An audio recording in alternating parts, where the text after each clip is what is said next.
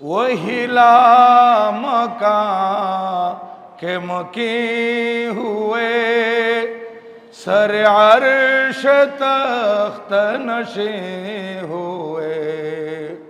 वही ला मकां के मकी हुए, सर अर्श तख्त नशी हुए। वह नबी है जिसे कहे ये मकां, वह नबी है जिसे कहे ये मकां। वो खुदा है जिसे का मकान नहीं, वह कमाल हुस्न हुजूर है कि गुमान नक़्स जहां नहीं। यही फूल खार से दूर है, यही शम्मा है कि धुआं नहीं, वो कमाल हुस्न हुजूर है। সম্মানিত হাজরিন, বিগত জুমায় আপনাদের খেদমতে পবিত্র মেরাজুন নবী সাল্লাল্লাহু আলাইহি ইসলামের উপর আলোচনা প্রথম পর্ব করেছিলাম।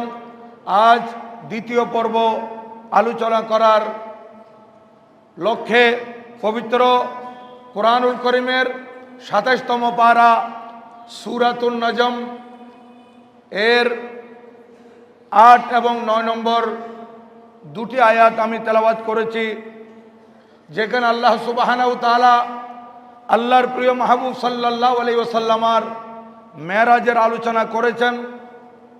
আমি গত জুমায় আপনাদের খেদমতে বলেছিলাম যে এই মেরাজুন নবী সাল্লাল্লাহু আলাইহি ওয়াসাল্লামা একেবারে নির্দ্বিধায় অকপটে মেনে নিতে পারে তারাই যাদের আকীদা সহি আছে, যারা সুন্নি মুসলমান, যারা খাঁটি মুসলমান, তারাই এই মেরাজুন নবী সাল্লাল্লাহু আলাইহি ওয়াসাল্লামকে মেনে নিতে পারে। আর মুসলমানদের মধ্যে ৭২ দল বাতিল, এই বাতিল ফেরকারা এই মেরাজুন নবী সাল্লাল্লাহু আলাইহি ওয়াসাল্লামকে মেনে নিতে পারে না।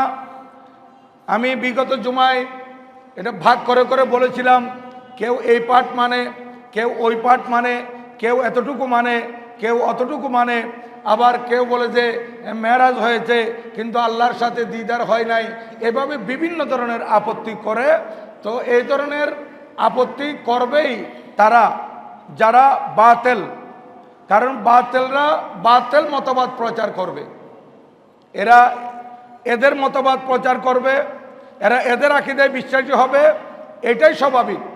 কারণ পবিত্র কুরআনুল কারীমে ইরশাদ হয়েছে, আল্লাহ জাল্লা শানুহু কুরআনুল কারীমে বর্ণনা করেছেন, ইউদিল্লু বিহি কাসীরাও ওয়া ইয়াহদি বিহি কাসীরা। এই কুরআনুল কারীম থেকে অনেকেই গোমরা হবে, আবার অনেকেই হেদায়েত পাবে।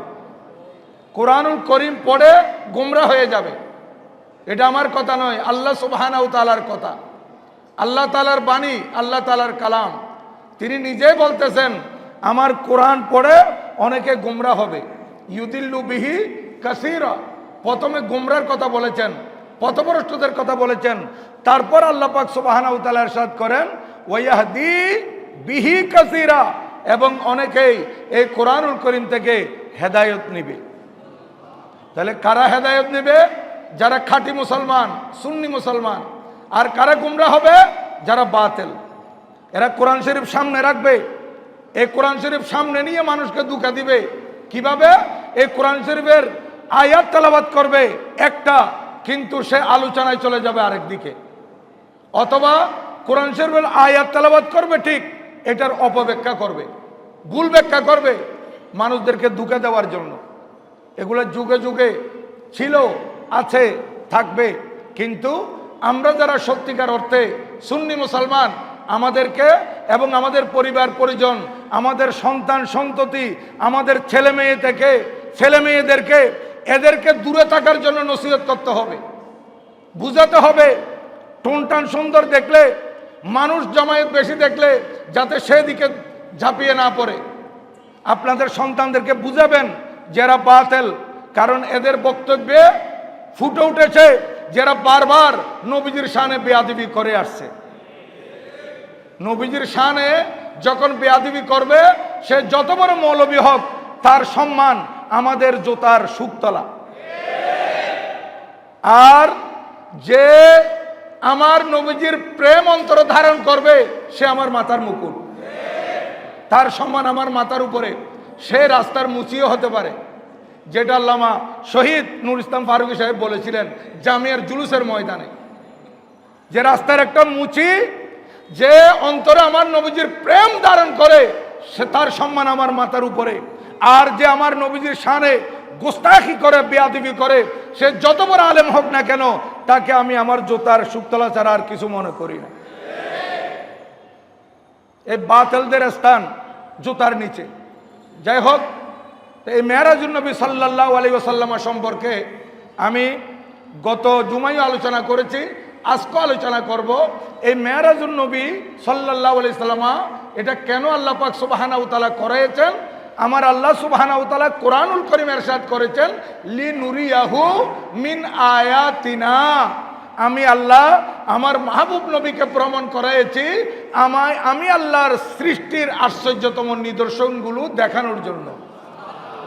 আয়াত, আয়াত বলা হয় নিদর্শন। আল্লাহ তাআলার সৃষ্টির মধ্যে অনেক আশ্চর্যতম নিদর্শন আছে। আর এক আসমান থেকে আরেক আসমান, সে আসমান থেকে অপর আসমান, এক এক আসমান এক এক জিনিস দ্বারা, এক এক ধাতু দ্বারা তৈরি, এবং এক এক আসমানে এক এক জিনিস আমার নবীজি দেখেছেন। এবং আল্লাহর সৃষ্টির মধ্যে অনেক কিছু আল্লাহর পেয়ারা নবীজি প্রত্যক্ষ করেছেন। ইভেন নবীজি জান্নাত এবং জাহান্নামও সাইর করেছেন। জান্নাতও দেখেছেন, জাহান্নামও দেখেছেন। জান্নাতের মধ্যে আমার নবীজি ভ্রমণ করেছেন, নবীজি আনন্দিত হয়েছেন, এত সুন্দর আল্লাহর সৃষ্টি। এবং নবীজি সেইখানে আমার নবীজির কয়েক উম্মতের স্থানও দেখে আসছেন। নবীজি জমিনে এসে বলেন, আমি আমার উমর ফারুক কোথায় থাকবে সেইটাও দেখে আসছি।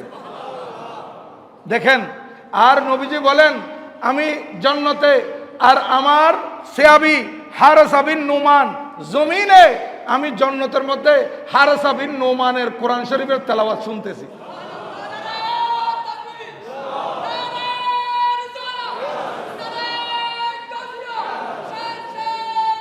জিন্দাবাদ, জিন্দাবাদ। তাহলে এই ফজিলত উনি কিভাবে পেলেন? এক এক বান্দা এক এক কারণে ফজিলত পায়। কেউ তাহিয়াতুল উযুর নামাজ বাদ না দেওয়ার কারণে ফজিলত প্রাপ্ত হয়ে গেছে। কেউ দুখুলুল মসজিদের নামাজ বাদ না দেওয়ার কারণে ফজিলত পূর্ণ হয়ে গেছে। এক একজন এক এক কারণে বিশেষত্ব লাভ করে। আর হযরতে হারেসা বিন নুমান, উনি এত বড় মর্যাদা কিভাবে লাভ করলেন? জমিনে কোরআন শরীফ তেলাওয়াত করতেছেন, আর আমার নবীজি এই তেলাওয়াত শুনতেছেন জান্নাতে, বেহেশতে। কিভাবে? নবীজি ইরশাদ করেছেন, কানা আবাররান নাসে বিউম্মিহি। আমার হারেসা অন্য কোনো কারণে এই ফজিলত পায় নাই, অন্য ইবাদত তো আছেই, তার একমাত্র ফজিলতের কারণ হয়েছে সে মার প্রতি অধিক যত্নবান ছিল, মার অধিক খেদমত করত সবার চাইতে। আল্লাহর নবী ইরশাদ করেন, কানা আবাররান নাস, মানুষের মধ্যে সবচাইতে বেশি সদাচরণ বেউম্মিহি, মাতা পিতার প্রতি ছিল। তাহলে মার প্রতি সদাচরণ, মাতার খেদমত, মাতাকে বেশা বেশি মহব্বত এবং মাকে বেশি বেশি সম্মান দেওয়ার কারণে, মার খেদমত বেশি বেশি করার কারণে উনি জমিনে কোরআন শরীফ তেলাওয়াত করতেছেন, আর ওনার আওয়াজ আমার নবী শুনতেছেন জান্নাতে। তাহলে এখান থেকে আমাদেরকে শিক্ষা নিতে হবে। শুধু হাদিস শরীফগুলো শুনলাম, হযরত হারেসা রাদিয়াল্লাহু তাআলা আনহুর এই ঘটনার উপর সুবহানাল্লাহ বললাম, কারণ এটা আশ্চর্যের ব্যাপার। শুধু এতটুকুর মধ্যে সীমাবদ্ধ রাখলে হবে না। ১,৫০০ বছর পরে আইসা আমরা যে আল্লাহর পেয়ারা মাহবুব সাল্লাল্লাহু আলাইহি ওয়াসাল্লাম আর সাহাবীর আলোচনা করতেছি, সেখান থেকে আমাদেরকে শিক্ষা নিতে হবে, আমরাও মা বাবার প্রতি বেশি বেশি সদাচরণ করব, আমরা মা বাবার প্রতি বেশি খেদমত করব।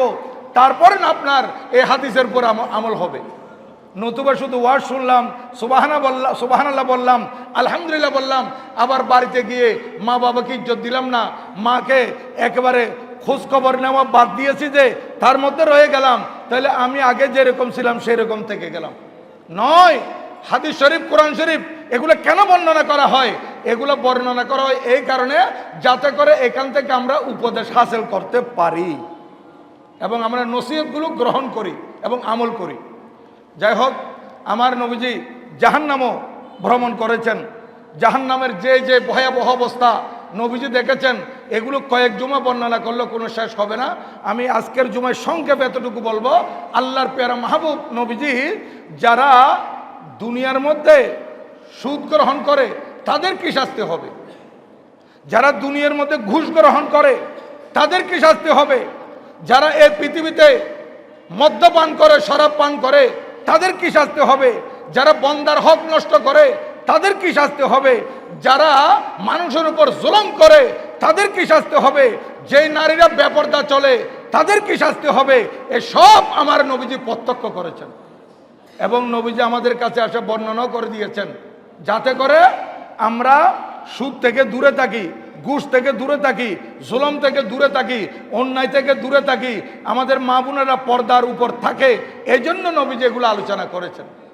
কিন্তু কিয়ামতের আলামত এখন এমন অবস্থা আমরা দেখতেছি, মনে হচ্ছে আমরা কিয়ামতকে তাড়াতাড়ি দাওয়াত দিতেছি আমাদের আমলের দ্বারাই। এখন আমরা মুসলমান কত নিচে চলে গিয়েছি দেখেন। আমাদের ছেলে মেয়ে বিয়ে হচ্ছে, আমরা বিয়ে অনুষ্ঠানে এখন তো প্রায় ক্লাবের মধ্যে বিয়ে হয়, যারা পর্দার ভিতর, শালীনতার ভিতর বিয়ে অনুষ্ঠান করতে চায় তাও পারে, আর বেপরদেগির মধ্যে থাকতে চাইলে তাও পারে। কিন্তু আমার কাছে বড় আশ্চর্য লাগে, আমি তো পারতপক্ষে এই অনুষ্ঠানগুলোতে যাই না, কোনো কারণেও যদি যাই আবার তাড়াতাড়ি চলে আসতে হয়। একবার এক বিয়েতে গিয়ে আমি দোতলায় উঠে আবার আরেক সিঁড়ি দিয়ে নেমে চলে আসতেছিলাম, তো তারা আমাকে দেখে ফেলছে। তো কেন এটা করলাম? যেহেতু নিচে বর এবং কনে একসাথে বসায়, হ্যাঁ, তাহলে দোতলায় খানার আয়োজন, সেখানে এখানে তো নারী পুরুষ আসা আছে। দোতলায় গিয়ে দেখি 6 জন 10 জন 12 জনের টেবিল একসাথে নারী পুরুষ খানা খাচ্ছে, নারী পুরুষ একসাথে। আমরা কিরকম নির্লজ্জার বেহায়া হয়ে গেলাম চিন্তা করেন। নারী নারীর জায়গায়, পুরুষ পুরুষের জায়গায়। হ্যাঁ, বলতে পারেন হুজুর এগুলো আমরা ফ্যামিলি মেম্বার। তো ফ্যামিলি মেম্বার, আপনি বাড়ির ভিতরে আপনার ফ্যামিলি মেম্বার একসাথে খান, কোনো সমস্যা নাই। মোহনামাত যারা আছেন একসাথে খানা গ্রহণ করেন। কিন্তু বিয়ের অনুষ্ঠানে যেখানে শত শত মানুষের আনাগুনা, ওখানে কি ফ্যামিলি মেম্বার? ওখানে এতগুলা লোক যে আপনাদেরকে দেখতেছে, আপনি আপনার পরিবার নিয়ে একসাথে বসে খানা খাচ্ছেন, আর আপনার বিবি, আপনার মেয়ে, এদের কোনো বোরকা নাই, কোনো পর্দা নাই, আর বিয়েতে সেজে গেছে। নিজের স্বামীর জন্য এত সাজে না, পরপুরুষকে দেখানোর জন্য যত সাজে। এগুলো আমার নবীজি জাহান্নামের মধ্যে প্রত্যক্ষ করেছেন, দেখেছেন কি শাস্তি এই মহিলাদের হবে। তা আমি বলবো, কমপক্ষে আমাদের হুজুরে কাবলার মুরিদান যারা আছেন, আমাদের পীর ভাই যারা আছেন, এবং আমাদের সুন্নি মুসলমান যারা আছেন, আপনি আপনাদের কাছে 2 হাত জোর করে অনুরোধ করবো, এই কাজ কোনো সময় করবেন না। কারণ আপনি যদি গৌসিয়া কমিটির সদস্য পরিচয় এই কাজ করেন, তাহলে দুশ্মনরা কি বলবে? দুশ্মনরা সুযোগ পাবে। আর দুশ্মন সুযোগ পাক, অসুবিধা নেই, দুশ্মনের কথা বাদ দেন। আপনি আল্লাহ রসুলকে কি জবাব দিবেন? আপনার পীর মুর্শিদকে আপনি কি জবাব দিবেন? এইভাবে বেপরদেগি ছড়িয়ে যাচ্ছে। মনে হচ্ছে যেন কিয়ামতকে আমরা আহ্বান করতেছি, তাড়াতাড়ি এসো, তাড়াতাড়ি এসো, আমরা হাসরের ময়দানে চলে যাই। কেন এই কাজ করতেছেন? আল্লাহ পাক এগুলা থেকে আমাদেরকে বিরত থাকার তৌফিক দান করুন, সবাই বলুন আমিন। সম্মানিত হাজিরিন, আমার নবীজি লামকান গিয়েছেন, আল্লাহ সুবহানাহু ওয়া তাআলার সাথে দিদার হয়েছে, নবীজি জমিনে আসছেন। আমি বিগত জুমায় বলেছিলাম, সাহাবা একরামের মধ্যে নতুন নতুন যারা কলমা পড়েছিল, আমার নবীজির মেরাজের ঘটনা যখন ছড়িয়ে পড়লো, কাফেররা যখন প্রবগণ্ডা শুরু করলো, তখন অনেক সাহাবী নতুন নতুন, এরা আবার পূর্বের দিনে চলে গেছে। কিন্তু যাদের ঈমান মজবুত ছিল, তারা আমার নবীজির এই বাণীর উপর অটল ছিল, মেরাজের ঘটনার উপর তারা অটল ছিল। আর আবু জেহেল হযরতে সিদ্দিক আকবর রাদিয়াল্লাহু তাআলা আনহুকে ধরেছিল পথে, আমি যেটা বিগত জুমায় বলেছিলাম। কিন্তু সিদ্দিক আকবর যখন মানেন নাই, তখন আবু জেহেল তার দলবল নিয়ে আমার নবীজির দরবারে উপস্থিত। মুহাম্মদ, সবাই বলেন সাল্লাল্লাহু আলাইহি ওয়াসাল্লাম। আপনি যে বলতেছেন রাতের অল্প ভাগে মসজিদে হারাম থেকে মসজিদ আকসা গিয়েছেন, তো এখন বলেন মসজিদে হারাম থেকে মসজিদ আকসায় যাওয়ার পর মসজিদ আকসা কিরকম দেখলেন? কারণ তার বিশ্বাস করছে সে নবীজি কোনোদিন সিরিয়া যান নাই। এখন ওখানে গেলে আমার নবীজি যদি গিয়ে থাকে, তাহলে এখন আটকানোর একটাই পথ আছে যে মসজিদের জানালা কয়টি, দরজা কয়টি, এগুলো যদি জিজ্ঞাসা করি, যথাযথ উত্তর দিতে না পারলে তখন মানুষের সামনে আমার নবীজিকে লজ্জিত হতে হবে, এটা মনে করেছিল। নাউজুবিল্লাহ মিন যালিক। সে যখন আমার নবীজিকে জিজ্ঞাসা করতেছে আপনি গিয়েছেন, নবীজি বলেন হ্যাঁ আমি গিয়েছি। তাহলে বলেন মসজিদ আকসার মধ্যে দরজা কয়টি? এখন আল্লাহ সুবহানাহু ওয়া তাআলা মসজিদ আকসা আমার নবীজির সামনে করে দিয়েছেন। আমার নবীজি দেখে দেখে বলতেছেন দরজা এতটি। নবীজি বলেন এখানে জানালা এতটি, দরজা এতটি। আমার আল্লাহ সুবহানাহু ওয়া তাআলা মসজিদে আকসা আমার নবীজির সামনে করে দিয়েছেন। আমার নবীজি দেখে দেখে সব বলে দিচ্ছেন। নবীজি কি দেখতেছেন আর কেউ দেখতেছে না। আর নবীজি, এটা কি রকম প্রশ্ন নবীজিকে করলো তারা? আমি যদি বলি আমি কালকে ভাই চন্দনাইশ আপনাদের মসজিদে নামাজ পড়ছি, তো আপনি নামাজ পড়ছেন আমার বিশ্বাস হয় না, তাহলে মসজিদের মধ্যে ফ্যান কয়টি বলেন তো? এটা একটা প্রশ্ন হলো। আমি তো ওখানে নামাজ পড়তে গেছি না ফ্যান কমতে গেছি? যাই হোক, আমার নবীজি উত্তর দিয়ে দিলেন। এখন সে ফেল মারলো, এখন আর কিছু বলার নাই। তখন বলতে আচ্ছা ঠিক আছে, আপনি যে যাচ্ছিলেন মেরাজে মসজিদ আকসার দিকে, তখন আমাদের কিছু বণিক দল ওরা তো আসার কথা, আসার পথে আপনার সাথে কারো দেখা হয়েছে? দালাইলুন নবুয়ার মধ্যে আল্লামা আবু নুআইম ইসফাহানি রাদিয়াল্লাহু তাআলা বলতেছেন, রিওয়ায়াত আনতেছেন যে আমার নবী বলেন হ্যাঁ আমি 3 জায়গায় 3টা দলকে দেখেছি। আমি যাওয়ার পথে 3 দল 3 জায়গায় দেখেছি, আমার সাথে সাক্ষাৎ হয়েছে, আমি চলে গিয়েছি। এখন আমি আমার বোরাক যখন চলতেছিল মকামে রওয়াহা নামক স্থানে আমি কিছু লোককে জমায়েত হওয়া দেখেছি। দেখেন বোরাক এত দ্রুত যাচ্ছে, তারপরে আমার নবীজি এগুলো প্রত্যক্ষ করতেছেন। বলতেছেন তারা বড় আশ্চর্য, তারা বড় চিন্তামগ্ন। কেন? যেহেতু তারা এখানে ওই সফর করে করে আস্তে আস্তে এখানে তাঁবু কেড়েছিল। তাদের একটা উট হারিয়ে গেছে, এখন উট তালাশ করার মধ্যে তারা লিপ্ত। আমি যাওয়ার পথে আওয়াজ দিয়ে বলেছিলাম, ও ভাইয়েরা তোমাদের উট তালাশ করতেছো, তোমরা উট তালাশ করে কিভাবে পাবে? সে উট ঘুরতে ঘুরতে ঘুরতে ঘুরতে ওই পাহাড়ের উপর উঠেছে, ওখানে একটা গাছের 2 ডালির মাঝখানে তার গলা আটকে গেছে। নবীজি বলেন আমি তাদেরকে যখন আওয়াজ দিয়ে বললাম, তখন তারা বলতেছে এত রাত্রে মুহাম্মদের আবির আওয়াজ। তখন তারা তাদের উট তালাশ করে পেয়েছে, যদি আসে তাহলে তাদের থেকে জিজ্ঞাসা করে নিয়ে তারা আমার আওয়াজ শুনছে কিনা। এরপর আমার বোরাক আরো সামনের দিকে যাচ্ছিল। যেতে যেতে যেতে যেতে আমার বোরাক যখন মকামে জি ফজা নামক স্থানে উপস্থিত হয়, আমার বোরাক তো যাচ্ছিল এত দ্রুত, অপোজিট সাইড থেকে দুইজন আরোহী 2টা ঘোড়া নিয়ে অথবা একটা ঘোড়ার উপর 2 জন বসে আসতেছিল। এরা আসার সময় আমার বোরাক যখন তাদেরকে অতিক্রম করতেছিল খুব দ্রুত বেগে স্পিডে, তখন তাদের ওই উট অথবা ঘোড়া লাফিয়ে উঠেছিল। ওই লাফিয়ে ওঠার কারণে 2 জনে ঘোড়ার উপর নিয়ন্ত্রণ রাখতে পারে নাই, ঘোড়া থেকে পড়ে গেছে। আর পড়ে যাওয়ার পর একজনের হাত পর্যন্ত ভেঙে গেছে। 2 জনের মধ্যে একজনের হাত ভেঙে গেছে। আসলে দেখতে পারবা তার হাত ভাঙা, ব্যান্ডেজ করা, জিজ্ঞাসা করে নি। আচ্ছা, তারপর আমার নবীজি বলেন আমার বোরাক আরো সামনে যাচ্ছিল। যেতে যেতে আমার বোরাক যখন মকামে তিলওয়াইনের মধ্যে পৌঁছে, ওই তিলওয়াইন নামক স্থান যখন আমার বোরাক অতিক্রম করতেছিল, তখন ওই দিক থেকে খাদেম একটা উটকে ধরে টানতেছে, আর আরোহী ঘোড়ার উটের উপর বসা, তার কাছে ঠান্ডা অনুভব হচ্ছিল। সে বলতেছে আমার কাছে শীত লাগতেছে, আমাকে আমার কম্বল দাও, আমাকে কম্বল দাও, আমার ঠান্ডা অনুভব হচ্ছে। ওই মালিক এই মকামে তিলওয়াইনের মধ্যে তার খাদেম থেকে, তার ওই গোলাম থেকে কম্বল খুঁজে নিয়েছিল। আসলে জিজ্ঞাসা করে নিও। আমার নবীজি এই কথা বললেন। এখন তারা বলতেছে ঠিক আছে, এইবার তো বুঝবো, যদি যথাযথ না হয় তারপর মানুষকে বুঝাবো। মোহাম্মদ আরবি অবান্তর কথা বলছিল, বলতে গিয়ে ধরা পড়ে গেছে, আমাদেরকে যা বলছে এগুলো ঠিক হয় নাই। এখন তারা এগুলো সব ঠিক করে রাখছে। এখন বের হয়ে যাচ্ছে। বের হওয়ার সময় আরেকজনের কাছে আরেক কুবুদ্ধি আসছে।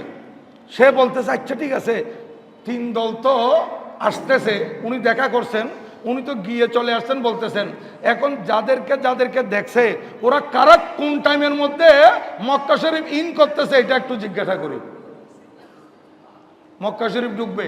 এখন বলতেছে আচ্ছা ঠিক আছে, এটা লাস্ট প্রশ্ন, শেষ প্রশ্ন। কি বলে? আপনি বলছেন একটা মকামে রওয়াহার মধ্যে দেখছেন, আর একটা জিফাজার মধ্যে দেখছেন, আর একটা তিলওয়াইনের মধ্যে দেখছেন।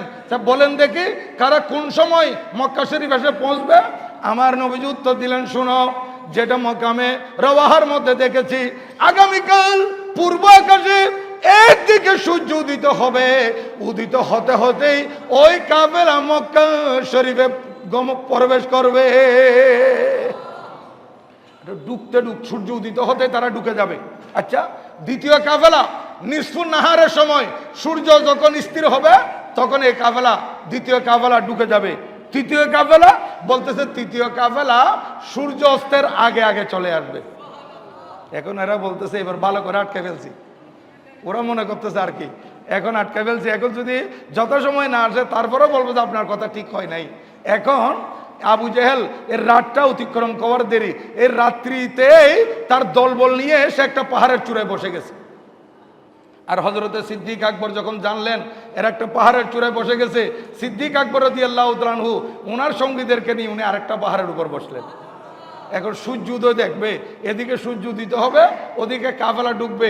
যদি ঢুকে তাহলে আমার নবীজির কথা সত্য, আর যদি না ঢুকে তাহলে আমার নবীজির কথা মিলে নাই, এটা বোঝা যাবে।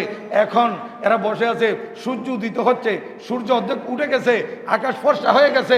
আবু জেহেল পার থেকে চিৎকার করে বলতেছে দেখো দেখো, ওই রোডে দেখো, তাকিয়ে দেখো, কোনো কাফেলা তো আসতেছে না, সূর্য তো উদিত হচ্ছে।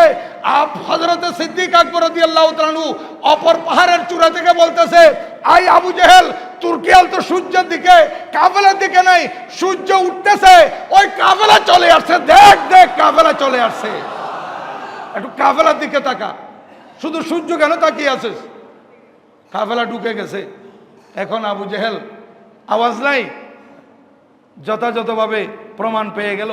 এখন দ্বিতীয় কাফেলা নিসফুন নাহারের জন্য অতিক্রম করতেছে, সেইটাও সূর্য স্থির হওয়ার সাথে সাথে চলে আসছে। এখন এদের থেকে জিজ্ঞাসা করছিল প্রথম কাফেলা যেটা আছে যে তোমাদেরকে কোথাও ঘোড়া বা ওট হারিয়ে গিয়েছিল? বলে হ্যাঁ, আমরা যখন মকামে রওয়াহায় আমরা তাঁবু গেড়েছিলাম তখন আমাদের ওট একটা হঠাৎ করে হারিয়ে যায়, আর গভীর রাতে দেখি মোহাম্মদ আরবির আওয়াজ। ওদেরকে বলতে হয় না, ওরা নিজে থেকে বলতেছে। আমরা এই রাত্রে আশ্চর্য হলাম যে এই গভীর রাতে মোহাম্মদ আরবি আমাদেরকে আওয়াজ দিয়ে বলতেছে তোমাদের করে অমুক জায়গায় আটকে আছে তোমাদের ওট, আমরা সেখানে গিয়ে ওটকে পেয়ে গেছি। আচ্ছা, এটাও ঠিক হলো। আচ্ছা, নিসফুন নাহারে যারা আসছে সূর্য স্থির হওয়ার সময় বলতেছে আমরা আমাদের কাফেলা যখন মকামে জিফাজায় ছিল, একটা এত দ্রুতগামী কি একটা জিনিস আমাদের উটের পাশ দিয়ে গিয়েছিল, যার এত স্পিডে যাওয়ার কারণে আমাদের উট লাফিয়ে উঠছে। অনেক সময় আমরাও লাফিয়ে উঠি, হঠাৎ খেয়াল না করলে গাড়ি একটা যদি আপনার পাশ দিয়ে চলে যায় আপনিও লাফিয়ে উঠেন। এরকম বলতে আমাদের উট লাফিয়ে উঠছে, আর আমরা দুইজনেই নিয়ন্ত্রণ হারিয়ে নিচে পড়ে গেছি, একজনের হাতও ভেঙে গেছে। এটা যথাযথ পেয়েছে। এইবার তৃতীয় কাফেলা সূর্য অস্তের আগে আগে, সূর্য অস্তের আগে আগে, সূর্য অস্তের পর নয়, আগে চলে আসবে। এখন তারা অপেক্ষায় আছে, তৃতীয় কাফেলা ডুববে। আল্লাহর প্রিয় মাহবুব সাল্লাল্লাহু আলাইহি ওয়াসাল্লাম ইরশাদ করেছিলেন সূর্য অস্তের আগে আগে চলে আসবে, কিন্তু ওই কাফেলার প্রতিমধ্যে একটা ঘটনা ঘটে গেছে, যার কারণে সূর্যাস্তের আগে আগে আসতে পারবে না। কিন্তু আমার নবীজি নবুয়তের জবানে বলেছিলেন সূর্যাস্তের আগে আগে আসবে। এখন তারা আস্তে আস্তে সূর্যাস্তের আরো প্রায় 2 ঘন্টার মতো লেট হবে। এই কারণে মহান রব্বুল আলামিন সূর্যকে নির্দেশ দিয়েছেন, আর সূর্য আমার মাহবুব নবীর জবান থেকে তো বের হয়ে গেছে, সূর্যাস্তের আগে আগে কাফেলা চলে আসবে। এখন তুই ডুবতে পারবি না যতক্ষণ পর্যন্ত ওই কাফেলা মক্কা শরীফ ইন করবে না, ততক্ষণ পর্যন্ত তুই ডুববি না। এখন দেখেন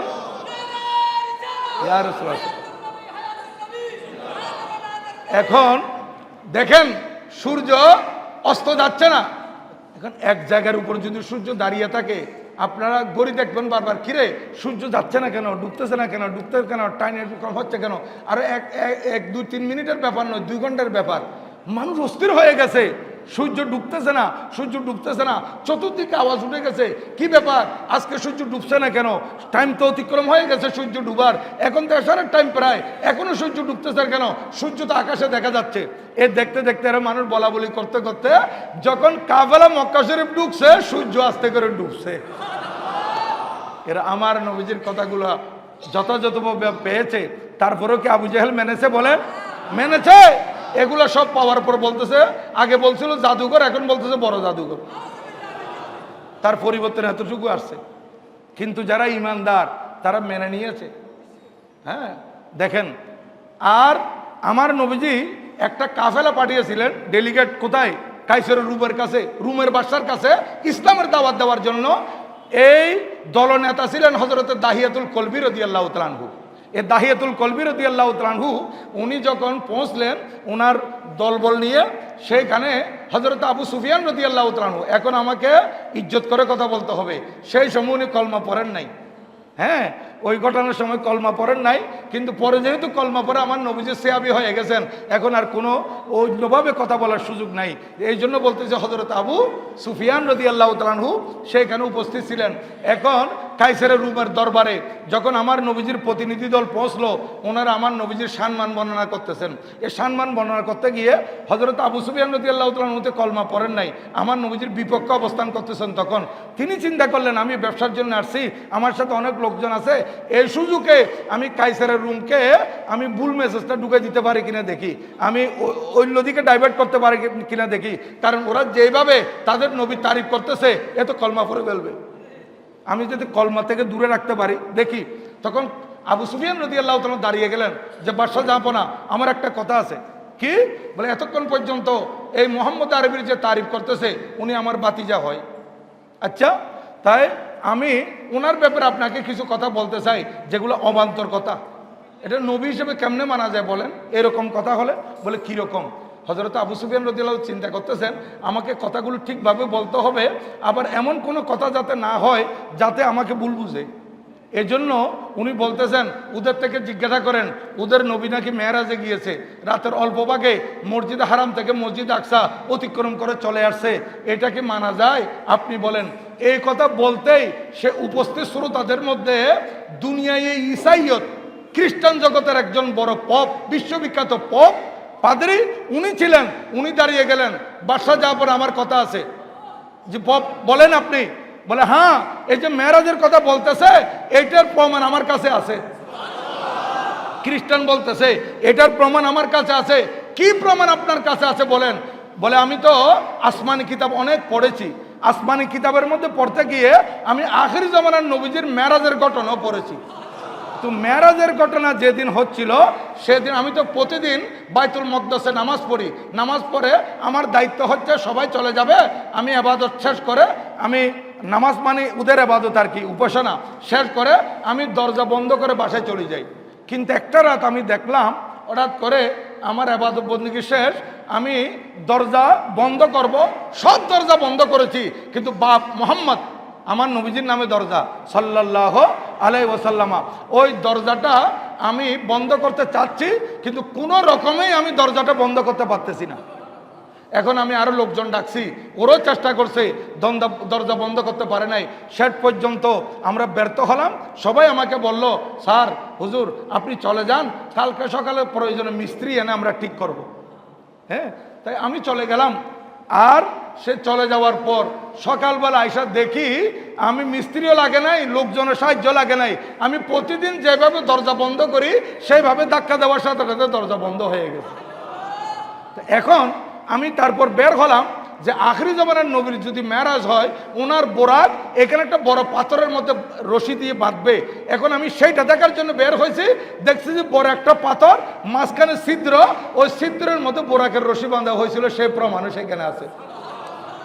দলাইলুন নবুয়ার মতো হযরত ইমাম আবু নুআইম আসফাহানী রাদিয়াল্লাহু তাআলা আনহু, উনি প্রায় 400 হিজরির মানুষ, উনি বলতেছেন আমি যখন বাইতুল মকদস গেলাম, ওই বাইতুল মকদসের মধ্যে তখন ওই পাথর বিদ্যমান ছিল যে হযরতে জিবরিল আলাইহিস সালাম এই নুরানি আঙ্গুল দিয়ে যে ইশারা করে পাথরকে ছিদ্র করেছিলেন, সেখানে নবীজির বোরাক বেঁধেছিলেন। এই ঘটনা আমি সেখানেও দেখেছি এবং আমি সেই পাথরের সামনে গিয়েছি, সেখান থেকে খুশবু বের হচ্ছে। দেখেন, এখন ওই খ্রিস্টান যখন পাদ্রী যখন এই কথা বলল, তখন হযরত আবু সুফিয়ান রাদিয়াল্লাহু তাআলা আনহু উনি চুপ হয়ে গেলেন, আর কথা বলেন নাই।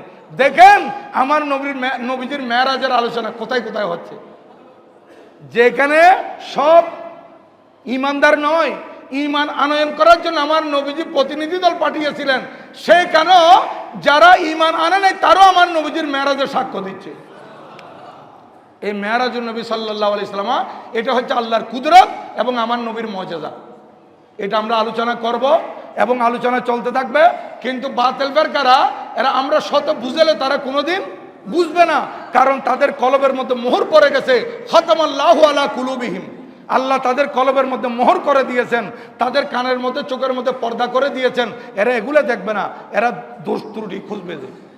এই জন্য আমি আপনাদের খেদমতে বলবো, আপনারাও আপনাদের ছেলে সন্তানদেরকে বলবেন কোনো টুনটানের দিকে না যাওয়ার জন্য।